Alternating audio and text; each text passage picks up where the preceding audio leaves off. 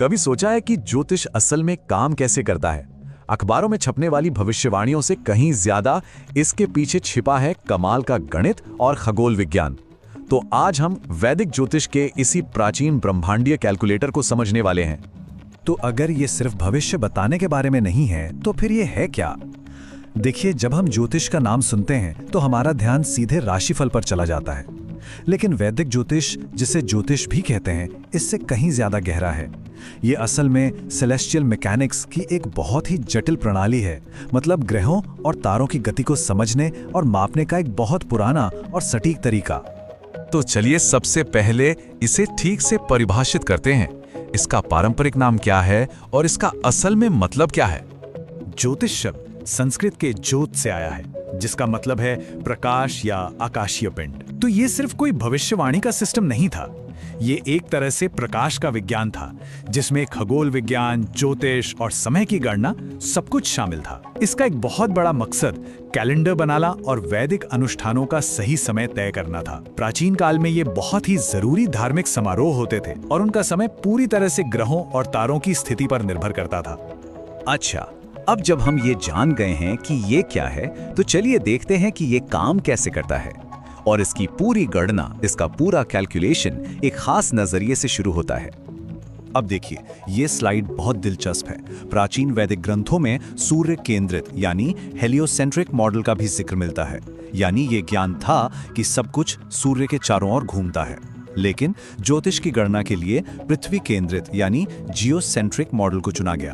Geocentric का मतलब है कि हम पृथ्वी से चीजों को कैसे देखते हैं, और ऐसा एक खास मकसद से किया गया था जिसका लेना देना पृथ्वी पर हमारे जीवन से था। तो यहाँ सबसे जरूरी बात यह समझने की है कि जियोसेंट्रिक मॉडल ये दावा नहीं कर रहा था कि पृथ्वी ही ब्रह्मांड का केंद्र है। नहीं, बल्कि ये गणना के लिए एक प्रैक्टिकल फ्रेमवर्क था।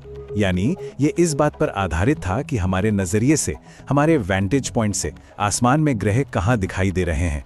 और ये एक कुंडली बनाने के लिए जरूरी है। कुंडली या जन्म कुंडली किसी के जन्म के समय आकाश का एक नक्शा होता है जो दिखाता है कि उस पल पृथ्वी से देखने पर ग्रह कहाँ थे। तो ठीक है, इस पृथ्वी केंद्रित दृष्टिकोण से आकाश का नक्शा आखिर बनाया कैसे गया? चलिए उस कोऑर्डिनेट सिस्टम को समझते हैं जिसका इस्तेमाल किया गया था। इसे समझने के लिए सोचिए कि हमारे ऊपर आसमान में एक बहुत बड़ा कंपास है। ये कंपास ही काल्पनिक सेलेस्टियल स्फीयर है। अब इस कंपास पर सूर्य जिस रास्ते पर चलता हुआ दिखता है उसे इक्लिप्टिक कहते हैं।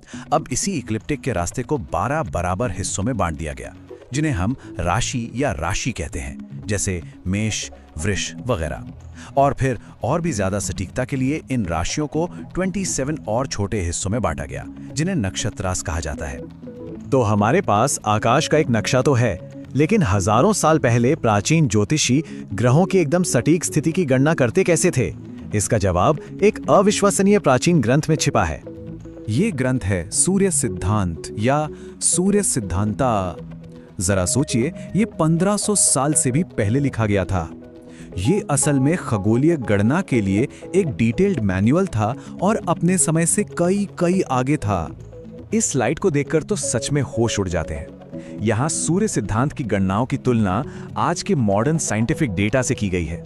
जरा देखिए, चंद्रमा का ऑर्बिट पीरियड लगभग एकदम सटीक है। मंगल और शनि के लिए भी ये आश्चर्यजनक रूप से करीब है। और ये सब कुछ बिना किसी टेलीस्कोप या कंप्यूटर के किया गया था। ये शुद्ध गणित की ताकत थी। तो इतनी सटीकता आखिर आई कैसे? जवाब है जटिल त्रिकोणमिति यानी ट्रिगोनोमेट्री। ग्रहों की स्थिति को सिर्फ एक बार नहीं नापा गया। जैसा कि यहाँ दिख रहा है, उसे 3 अलग-अलग गणितीय सुधारों से गुजारा गया। पहला, मंदा क्रिया, जो ग्रहों की अपनी अंडाकार कक्षा में गति को एडजस्ट करता था। दूसरा, परिणाति क्रिया, जो आकाश में उनके झुके हुए पथ को सही करता था। और तीसरा, शीघ्र क्रिया, जो पृथ्वी से उनकी दूरी के हिसाब से गणना को ठीक करता था। ये सटीकता के लिए एक तरह का 3D करेक्शन सिस्टम था। इन सभी सटीक गणनाओं के पीछे एक बहुत बड़ा कारण है, और ये हमें वैदिक और पश्चिमी ज्योतिष के बीच सबसे बड़े अंतरों में से एक पर लाता है।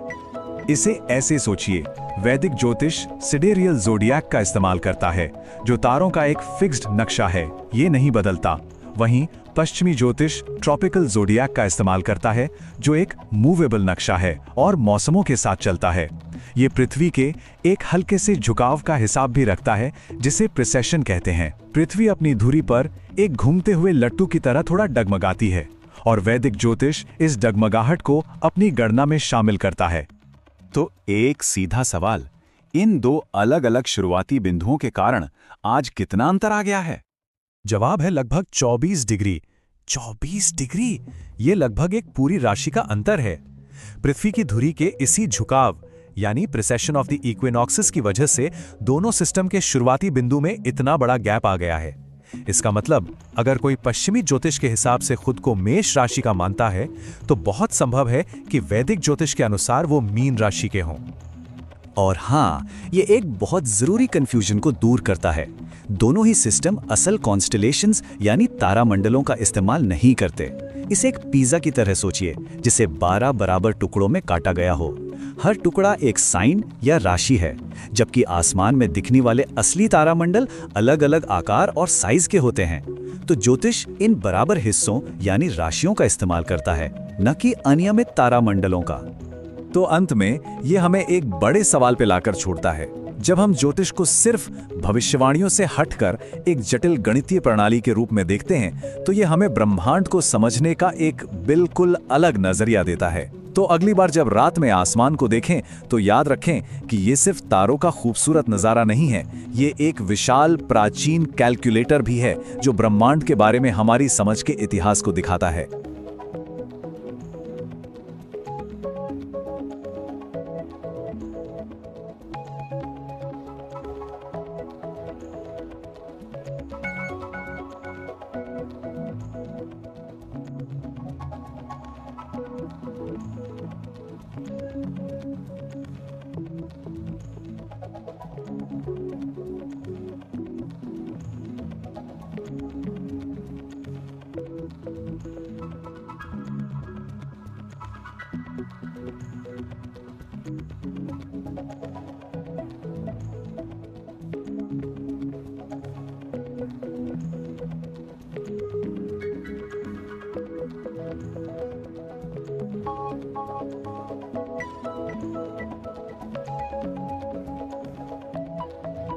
ज्ञान ही शक्ति है। अधिक जानने के लिए सनातन एस्ट्रो को लाइक करें और सब्सक्राइब करें।